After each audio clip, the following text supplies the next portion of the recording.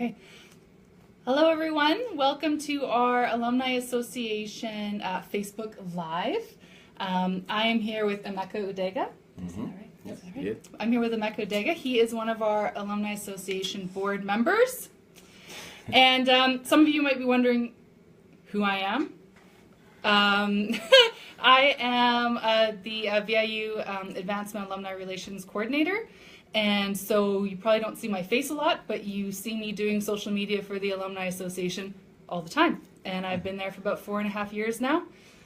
Pretty excited. I like what I do. Yeah. So I am here with Emeka doing a Facebook Live. This is one of our first Facebook Live events, I guess you could call them. And we're going to have a couple questions for Emeka here as one of our Alumni Association board members. So one question is, what program did you actually do at VIU, Emeka? So I did the double masters, masters in business administration and the Master of Science in International Business degree. Oh. So that's 2 degrees, but sort of merged in one. Mm-hmm. And sort of have a sort of like an accelerated program, and you end up with a double masters. Cool. So yeah. Cool. And so what made you choose VIU to do your MBA? For me, VIU was more about the location too, right? Mm-hmm. Like you're on an island, right? I mean, and I mean it was the school itself. Like I never heard anything about the school itself, and I had a few other options. So on the mainland and on the island, but it was more the location that sold it to me, Mm-hmm. where you can still go to school and get the education, but then you're in a beautiful environment. I mean, you're learning in a beautiful environment. So that was actually what sold it for me. So Yeah. So when you were going through the MBA program, did you explore the island a bit then? oh yeah, I did. Yeah. Oh yeah. Any specific like fun spots that you like the best? Well, I mean, it's just the fact that you have the waterfront down there. You've got Mount Benson, so you know you can hike during the day. You can hike after class. You could go for kayaking. You know, you could go for a swim. It was just the lifestyle, right? Yeah. It wasn't like schooling in the big city where it felt like everything was always on the go. Everything was sort of laid back, so you still had the pressure with school at the time. But then it was so cool because after you left the whole program in the school setting, you had the zen atmosphere of the island feel, right? Yeah. So, which I thought was a very, very good balance because that just gives you a better balance from the pressure you're going through in the program. So it was pretty cool. Yeah, I think it's really important for like students to have that kind of balance when they're doing their education because it can just be so stressful. Oh yeah. Especially if you're going to do like a double dual master's program. Right? To be able to have that time where you can just like be able to really like relax and de-stress and then approach the day again or the next assignment again that you have to do. Mm-hmm. So VIU is pretty great for that. I love living on the island. Island born. Just FYI. Okay, so another question though is what are you doing now? Like where do you work? I know we're in your office right now, but share with everyone what it is that you do. So I work at Investors Group. Investors Group, we're a full-fledged financial planning firm. Now it's funny because the name Investors Group does us a disservice. Like people hear Investors Group Mm-hmm. and they think, oh, you're an investment guy. You guys just do investments. Yep. But we actually do way more than investments. So we do, again, when I say full financial planning, we're talking about investment planning, of course. We're talking about insurance planning. We do estate planning, tax planning, retirement planning, risk management, cash management, debt consolidation. So it's sort of like the full gamut Yeah. of financial planning. And I think that's really cool too because most people appreciate the fact that you're not just looking at one part of your life, which is the Yeah. investments, and fixated on rate of returns and all that stuff. But you're actually looking at the whole picture. So you're looking about well, this is your investments. Well, how does your investments affect you tax-wise? Mm-hmm. If we're doing your insurance planning, how does that impact your estate if you pass away? So that's one really neat thing we do here, where we sort of look at the whole picture as opposed to just focusing on one area. So Yeah, no, I totally agree. I think it's important that, like, when you're looking at, how you want to live your life, what it is that you want to do in your life, that whole plan, your finances impact everything. So being able to actually, before you run into trouble or, before you, or need money or need to retire or putting your kids through college or getting married or anything like that. It's nice to have some kind of a And financial plan. It's being proactive too, right? So we work with a whole load of demographic. You're looking at the individuals, you're looking at couples, people with families, small business owners, retirees, business professionals. So it's pretty neat where, regardless of what you do and what stage you are at in your life, there's always the need for financial plan. Yep. Right. It's sort of, and it's a topic that's not talked about a lot, but I find it's one that's actually needed the most by most people. So. Yeah.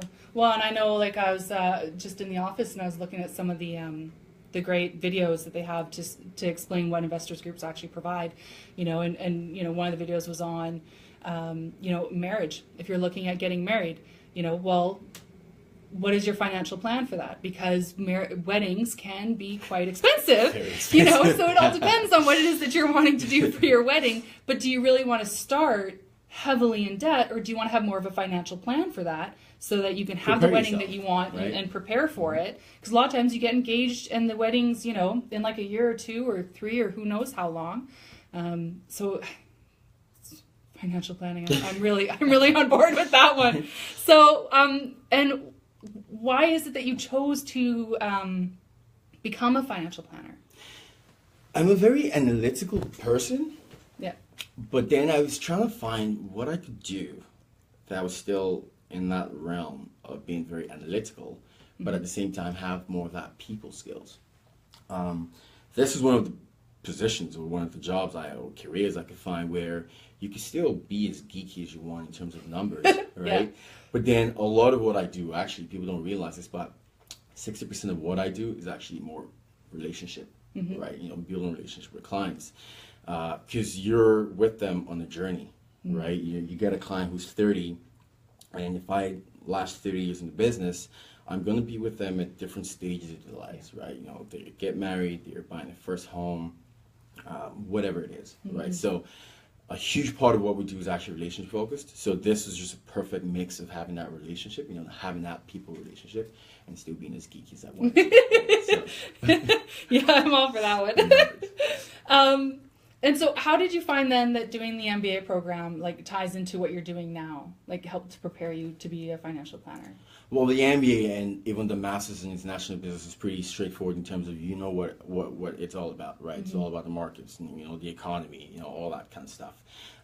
So what I'm doing now just sort of puts all the stuff we learned during the Masters into perspective, because now you're actually pretty much experiencing what you were doing theoretically, right? So again, it's just more of the markets, but rather than reading about the markets in textbooks, you're actually in the markets in terms of making decisions, both for yourself and for clients as well. So it's great. And so, as I mentioned at the beginning, Emeka is one of our Alumni Association board members. Now, did you join last year? Has it been a year? 2 years now? Yeah, 2 years. Time goes by so fast. I know, people. Right? It goes by so fast. So, Emeka, you've been on the board for 2 years now. And so a little bit about the Alumni Association board, that it is volunteers. People who are alumni from VIU, they volunteer to be on the board. There's, I believe, 12 board member positions that our alumni can volunteer for. And as some of you may know, that we've been doing a monthly board highlight, and that's why we're here doing a live Facebook with Emeka. Last month, we highlighted Tim Maudsley, who was the past president of the Alumni Association and is still a current board member. And then a month before that, I believe, was Leif Bogwald, who is the treasurer for the Alumni Association, and then Caroline Roach, who is the vice president. Yeah, and then we started off our monthly board highlight with Aaron Brooke, who is the president of the Alumni Association. So we're very excited about having all of them on the board. And so one question then for Emeka here is, why did you choose to join the Alumni Association board? For me, it was 2 things. First of all, I wanted to do something, I like keeping busy. If it was up to me, I'd be here till 10 p.m. As sadly as that sounds.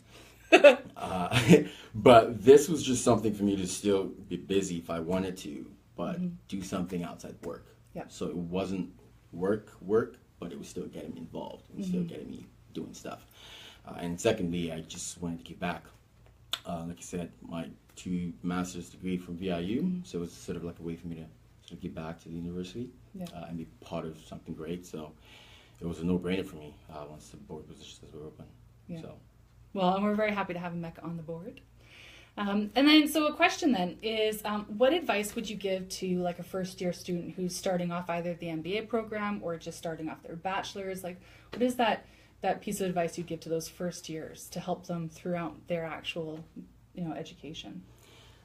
One question that's actually a very good question, because the most common question I get from students in general, like even those who are intern here or students I meet out, is how they can get over, like, I'll give you an example. You know how you see job postings online and they tell you, well, we want to hire for this position, but you need 3 years of experience. Yeah. Well, someone who's just getting out of school wouldn't necessarily have 3 years of experience.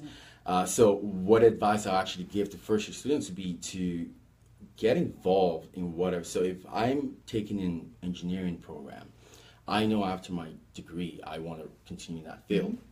What I want to do is I want to approach engineering firms in town. There's small, you don't have to go for big engineering companies. Look for small engineering companies and approach them and tell them, you know what, I want to come here and volunteer 1 hour a day, right? 3 times a week or 5 times a week, however many times you can do that. And you find that most people usually, they won't want to pay you for that services because maybe they can't afford you or it's not just in the budget. But I don't know anyone, who would say no to free labor, if you want to call it, because you're volunteering your time, you're helping them free up some time by maybe shadowing the manager or just doing something for them, right? What you'd find is if you do a good enough job, you can actually work there or volunteer there, if you want to call it, throughout your 3-4 years in school, and that can count as experience.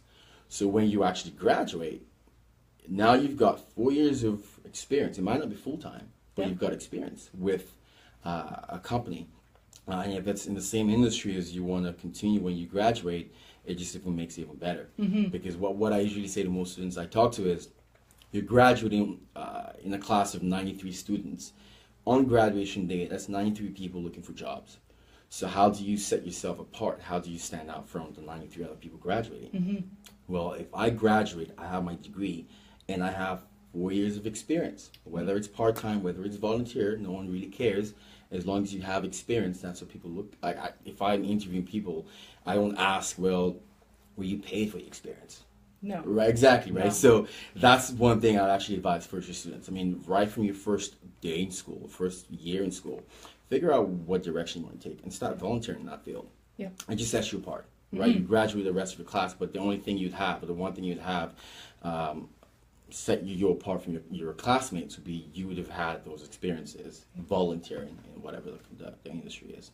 Well, and as you said, it gets you into that circle as well of the industry that you're wanting to work in. You can make those connections. Exactly. You start getting to know who's in the industry so that when you're done your 4 years and you go out, you already have certain connections. You're already familiar with what's happening around. And you get good if I had someone volunteer here for 4 years and did a good job, you can be rest assured if he's leaving here at the end of 4 years, I'm giving him a banging recommendation letter, right? So not only do you have your degree at the end of 4 years, you have the experience, and then if you've done a good job volunteering in those companies, you get good recommendation letters, right? So now you're getting out of school and you're going fully armed, right? So. Well, and you mentioned about looking at job descriptions too, because sometimes there'll be some additional things on that job description other than like the year's experience and the degree that you need. There'll be some other key things that they're looking for.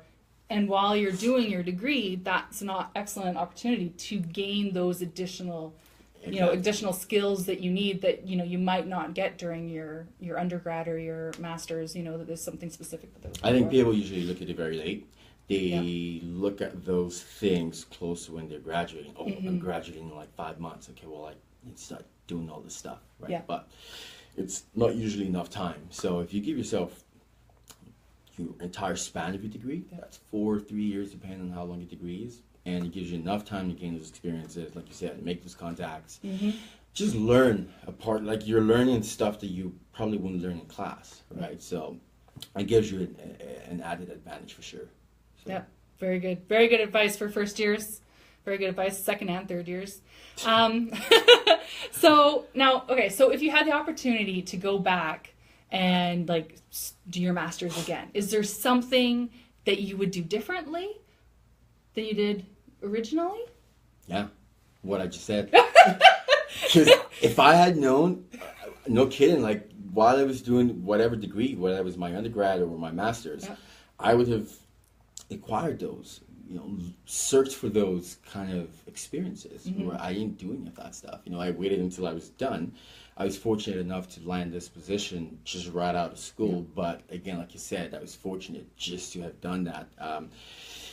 If I had to go back, like you said, I would volunteer as much as I can, in areas where I think I would want to continue after my program. So that's something I wish I was told that I wasn't told. So hindsight's 20/20. Yep, very true.